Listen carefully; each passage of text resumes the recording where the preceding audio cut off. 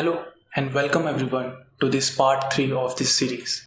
In this video, we'll see how to add validation to this particular thing. Okay, so I will show you two ways to handle the validations. One will be the normal way and another will be the more sophisticated and a good way. So in this props only, you can pass the validate prop. Okay, and in this validate prop you need to give the function, and in that function you will get the values. Okay, means what are the values that the user has entered at this point of time. So in this you will have values.username. Inside this values.username you will be having that what the user has entered into the username field, and in the in the values.password you will have the password value, means whatever the user has entered into the password value. Here we'll define an error object because from this validate function we need to return an error object. If that error object will be empty, that signifies that there will be no error. There is no error inside this complete form. But yeah, if you are giving the error object back, then it will assume that okay, there are some errors. Now first check on that required thing. Let's first check means whether the value are being present or not.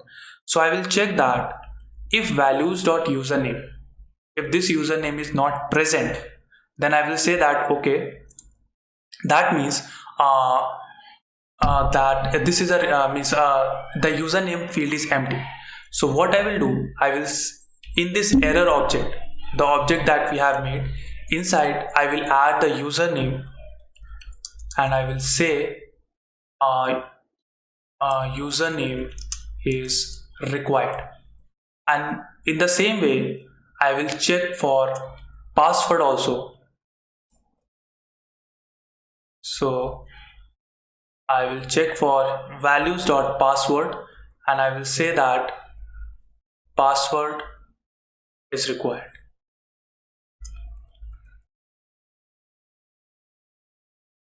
Okay, and I will simply return this error object.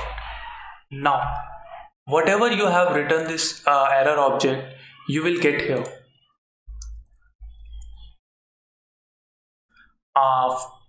So how we can use this error object thing then? Means I have my error object. So this is the input field. Let's try to show the error message inside that input field. So I will say that okay, I will say error dot username. Oh, sorry. I will say errors.username, and here I will say errors.password. But there is one right now, if I refresh that thing, so you will get this username and thing. And let's also try to console this so that you will get a broader picture. So for that, let's return this JSX here, and now we can log something here. So let's log the errors object. Okay, now if I refresh here, right now errors is empty, but as soon as sorry, I think there is a typo. Okay, sorry, this needs to be password, not username. Okay, so with that, let's refresh again and let's have that. Now you can see there is something not right, means let me again refresh and let's show you. Right now and there is an empty object, and suppose that I am filling the password, and as soon as I am filling the password, I am getting this username is required field. And okay, yeah, because I have filled on the password, what happens whenever you will change something, means whenever this on change event is called, this error will be invoked. And in this error, when this error will be invoked, it will see that okay, whether the username is present or not, and whether the password name is present or not. And right now there is something that is being present in password, but there is nothing being present in username. But why we are showing that directly means when the user has came into that field and user haven't written into that something, then it's means it's a point to show. But right now the user haven't interacted with username field, so why we are showing? Right now password is empty, that's fine because I have interacted with this field, but I haven't interacted with this username, so it's not a point to show that username here. So for that, what we need to do, we need to do two things. First, to have handle blur function here, and in each input field I will say on blur handle blur, means I will pass this event object as well. And now it will give me one more object, and that is touched, and this touched will be false till the time user has not interacted with that input field, and when the user has interacted with that input field, this touched will be true. So I will show this error, but only if this touched is being true. So means in this touched I have username, then only I will show this error message, else I won't be showing any error message for this particular field. And same goes with this touched dot password. And so with this, now let's go to our application and let's refresh, and let's also show you let's also log the touched so that you guys can have what is going in that. So console.log touched. Okay, so right now both are empty, means errors are also empty and touched is also empty. So let's have something in this password. Right now you can see errors, there is an error for that username. Okay, username is required, but it's not coming because as you can see touched is it's still an empty. Let's delete something from this password and let's come out means outside of that password. Now you can see when I am in that field and when I have called that blur event, that touched becomes password becomes true, means that signifies that I have interacted with this input field, and when I have interacted with this input field, then it's okay, then there is a point to show the error message. So with on this it will also the same. So right now when I will go outside of that input field, means when I will blur this event, right now you can see now username is also true, but as there is something present inside that, the error is not coming. But when I will empty that, then username is required. And there is one more thing this Formik handles.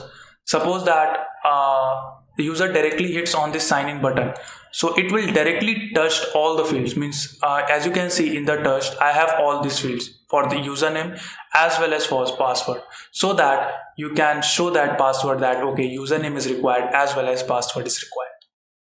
But so this is the way, and obviously you can handle the validations in this way also. If there is a small thing, means small fields 5 to 6 fields, but when the form is complex, then we have to maintain some schema and handle the state into that. With Formik, there is a library that is known as yup, yup. Let me also show that. Yup.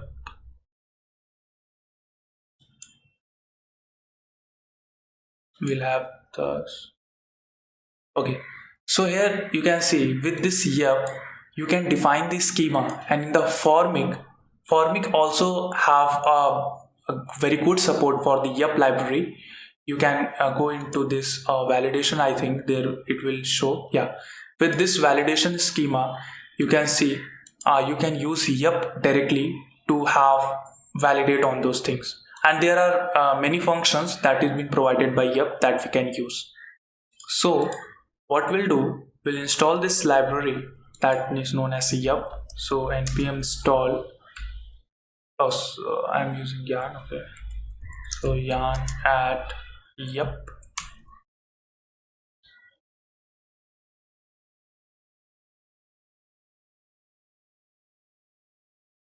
Okay, so yup is their library. Let's define our schema then first. So let's say that, okay, it will be in sign-in schema.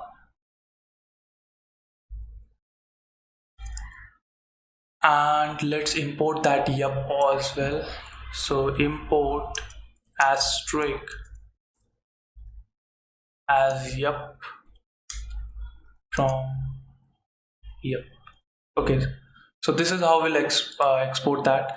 And here I will say yup dot object, and here I will say for that username, there is a username. I will say that, okay, this needs to be string and that needs to be required. And if it is not required, means if the value is empty, I will say that username is required. In the similar way, I will say for the password, and password is required. Now, instead of this validate function that I have given, I will remove this completely and I will pass the validation schema. And in this schema, I will pass the sign-in schema. So this is the only thing is required when using yup, but you can see that this is much complex thing, and here you will get much more functions, means for email validation, minimum, maximum values, and all those stuffs, and also a good support for asynchronous and synchronous validations. So with the asynchronous validations, I will show you here how to handle that also. But yeah, with that changes, let's go to our application and let's see that if it is working or not. Yeah, I have directly hit the sign in button, validations are coming. Let's try this for the password, and I will blur that. Password is working, email is working, and let's blur that. Okay, perfectly fine. So we are getting the same result, but this time with using yup schema, means this is a schema thing. We have built some schema, and then just I will provide that schema to the Formik, and rest Formik will handle on that. So Formik has a good support for yup library. That's why we are using yup here. In the next series, in the next part, I will show you how to handle the state for much more complex object, and we'll see how we'll define the validations for that. Okay, so thank you guys.